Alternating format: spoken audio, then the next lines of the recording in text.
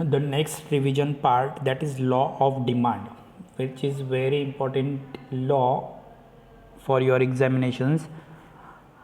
It's a compulsory questions to came in your exam, that is law of demand. Okay, so law of demand, it's very important, so therefore we are teaching in the different manner law of demand. Okay, so law of demand, you knows that, you heard that this law is first time introduced by Dr. Alfred Marshall. So notebook में shortcut चाहिए तो आप लिख लो, पहले लिखो first point law of demand, first point लिखो book, BOOK book, dash करके लिखो अल्फ्रेड मार्शल, या लिखो रिटर्न, रिटर्न के आगे डैश करके अल्फ्रेड मार्शल, नीचे second point book BOOK dash करके principles of economics. Okay,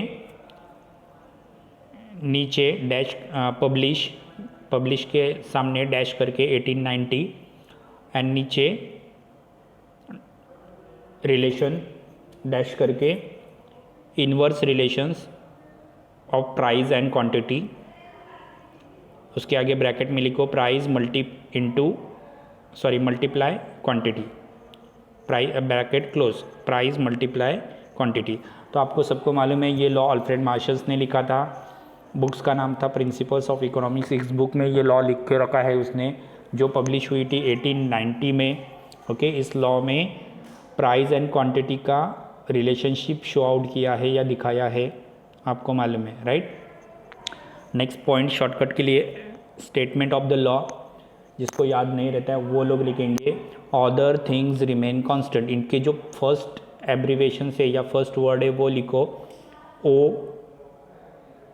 OTRC,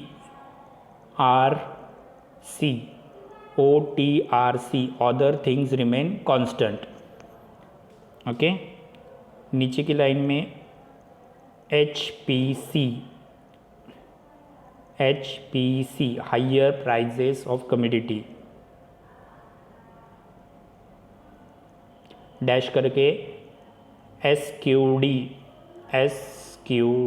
small quantity demanded. Okay, और उसी के नीचे LPC डैश करके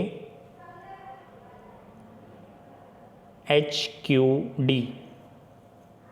ओके, अभी ये शॉर्टकट्स है. Higher the prices of commodity HPC, smaller quantity demanded.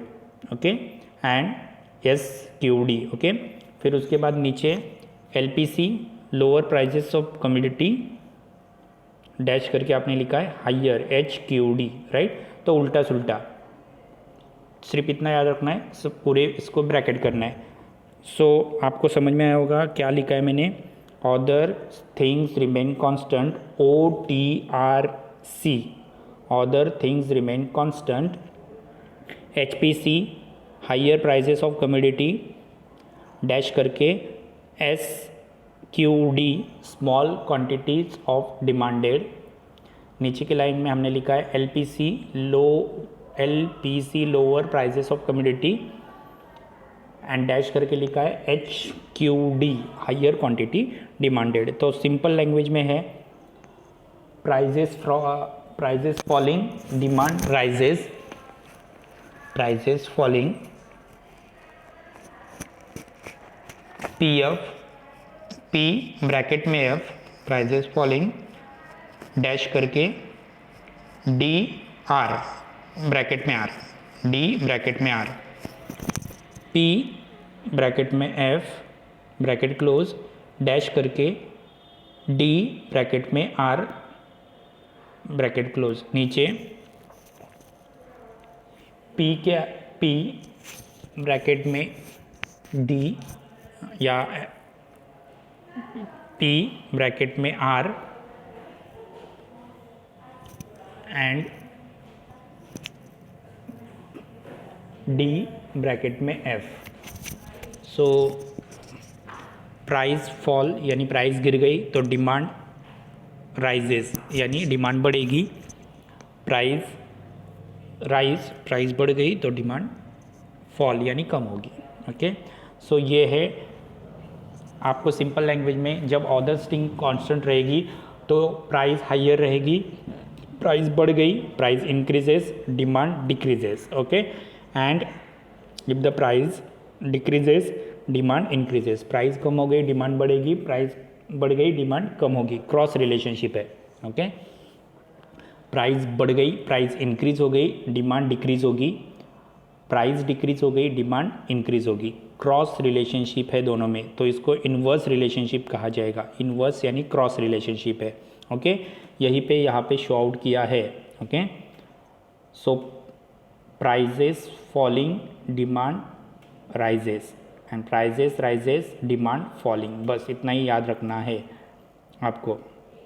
Okay, इसके आप ये आपको डिमांड शेड्यूल दिया है, एक साइड में प्राइस लिखी है 50, 40, 30, 20, 10, उसी वक्त क्वांटिटी डिमांडेड 1, 2, 3, 4, 5, 6। ओके, सो आप जो आपको दिख रहा है वो लिखोगे on the table, on the above table price of commodity X is given from 50, 40, 30, 20 and 10, and दूसरी लाइन लिखोगे quantity demand of commodities is given 1, 2, 3, 4, 5, 6।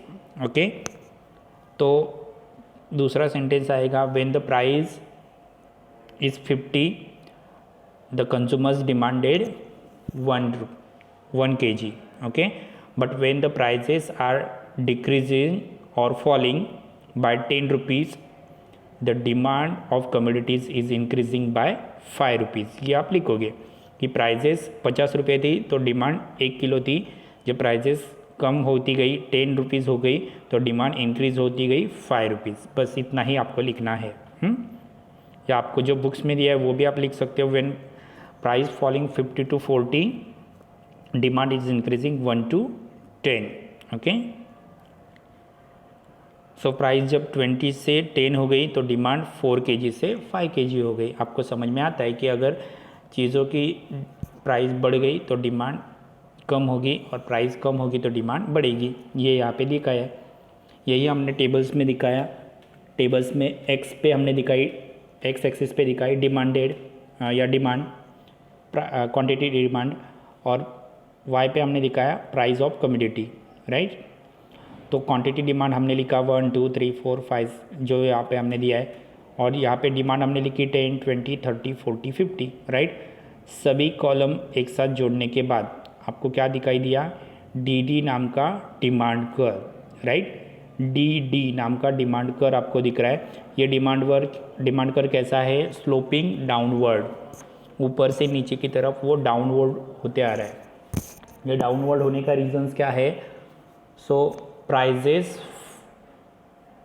Rises demand falling and prices falling demand rises, this is the inverse relationship of demand and prices is showing this diagram। ये diagram यही show करता है, दोनों में उल्टा सुल्टा relation, price falling demand rises and price rises demand falling, ये cross relationship यहाँ पे शो आउट किया है, राइट।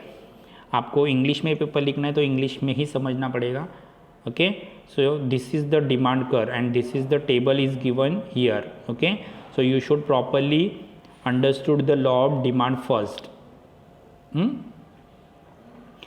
याद सिंपल रखना है, price falling demand rises, price rises demand falling, बस इतना ही याद रखना है, यही यहाँ पे शो आउट करना है।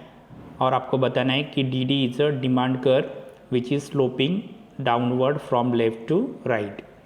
क्लियर, 4 सेंटेंस में ये क्लियर करोगे। First, on X axis quantity demanded showing, second on Y axis the price of commodities is shown, 2 हो गए।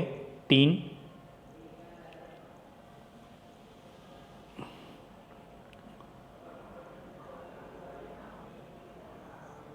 to draw all points you got DD is a demand curve,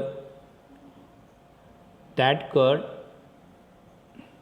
is showing that curve is sloping downward from left to right, which is negative slope और downward slope. Okay. तीसरा, चौथा जो sentence है वो,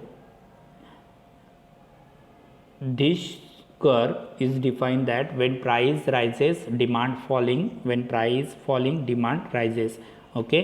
चौथा sentence means it's showing the, पांचवा, it's showing the inverse relationship between price and quantity demanded. बस खत्म हो गया.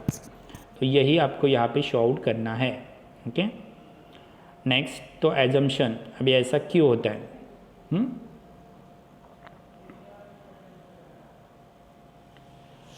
तो ये हम लोग नेक्स्ट लेक्चर्स में देखेंगे कि ऐसा क्यों होता है.